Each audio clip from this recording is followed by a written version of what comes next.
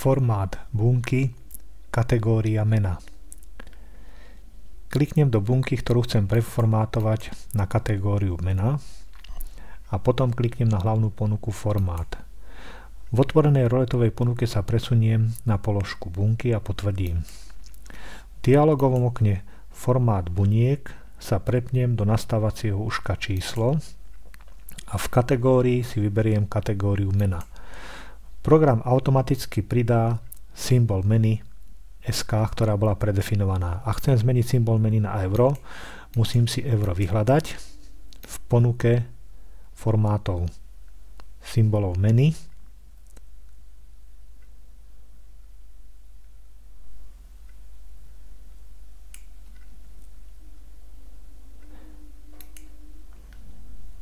a môžem si zvoliť aj tým konkrétneho štátu so symbolom formátu meny euro.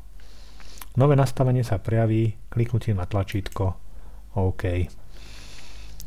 Program pridá za číslo symbol meny euro.